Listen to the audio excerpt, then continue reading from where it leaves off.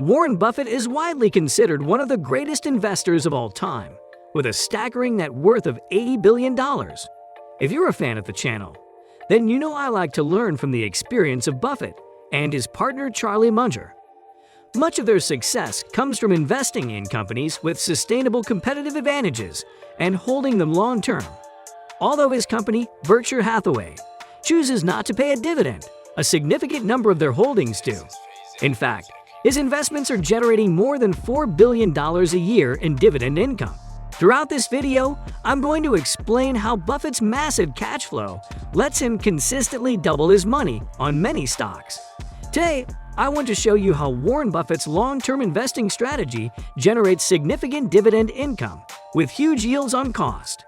Warren Buffett is what's known as a value investor. This investment strategy involves picking stocks that are trading for less than their intrinsic or book value. However, his strategy evolved over time, with a great deal of influence from Charlie Munger.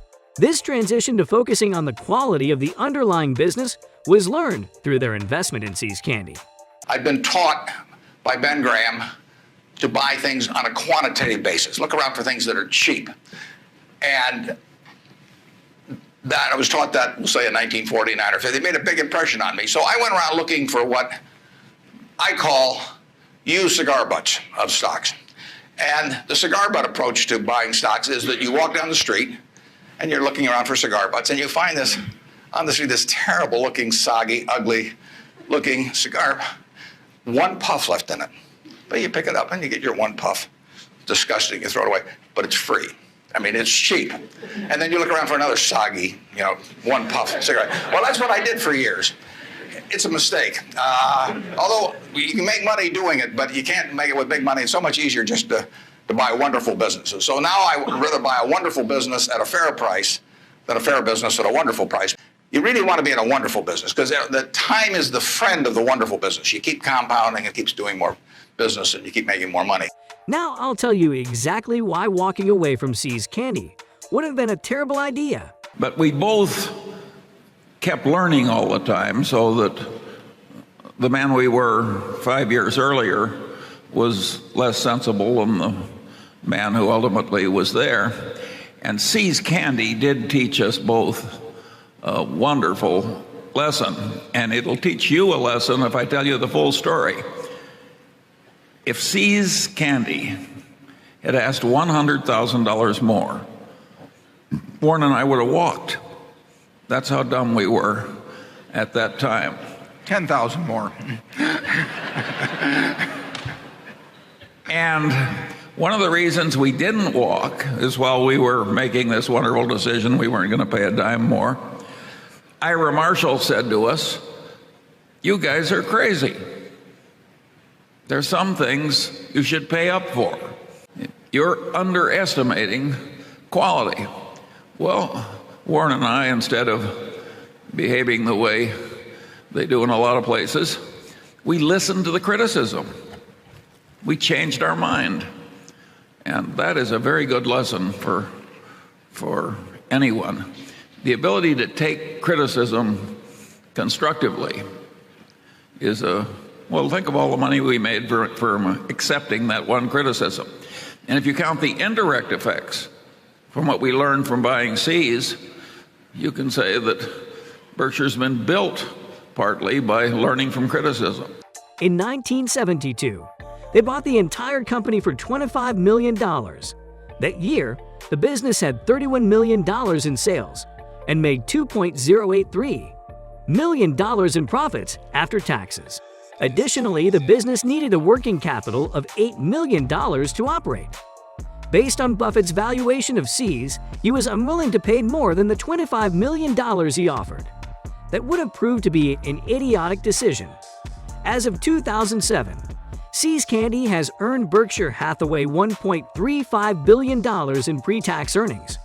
Additionally, that year, See's sales were $383 million, netting over $82 million in pre-tax profit. So Buffett is well over tripling his initial investment in See's Candy every single year. Based on this, it was totally irrelevant whether they paid $100,000, $1 million, or heck, even $10 million more.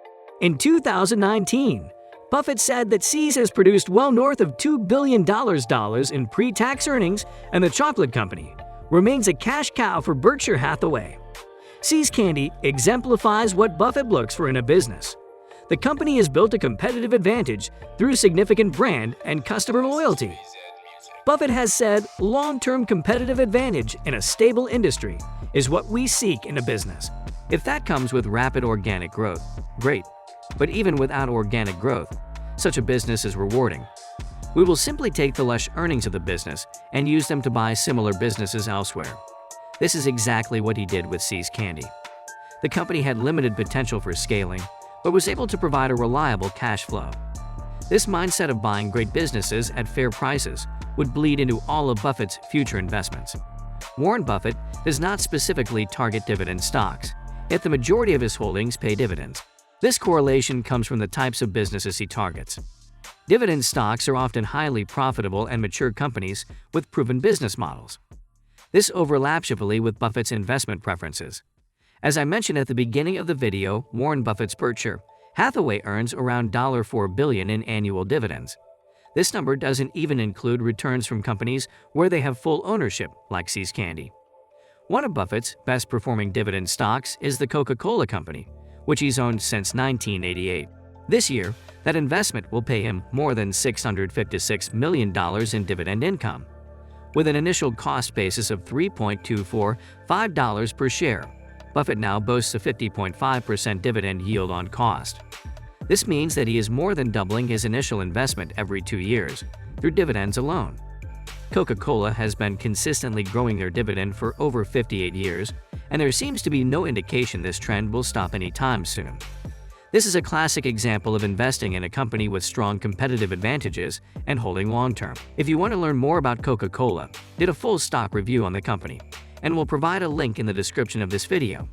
In 2016, Warren Buffett invested heavily into Apple, and Berkshire Hathaway now owns over 5.9% of the company. He's already seen a significant return on his investment, but I think it's poised to be his next Coca-Cola. This year, he's set to earn $822 million in dividends, which is the most of all his holdings.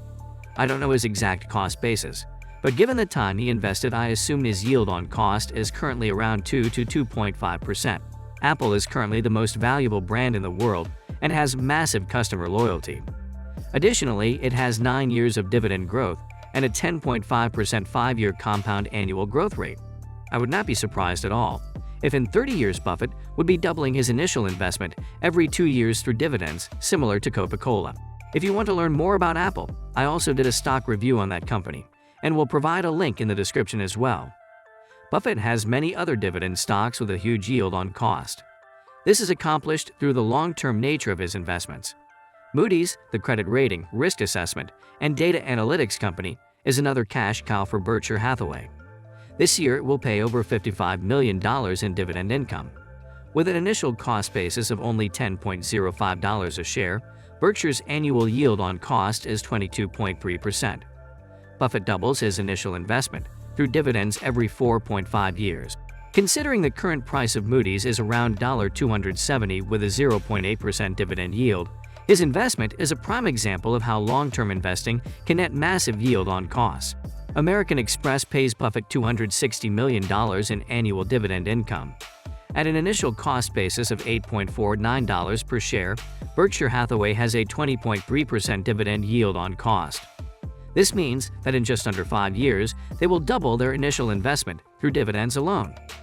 Other notable investments, such as Bank of America pays $743.7 million in annual dividends, Wells Fargo pays $659.3 million, Kraft Heinz pays $521 million, U.S. Bancorp pays $222.5 million, and J.P. Morgan Chase pays $214.2 million.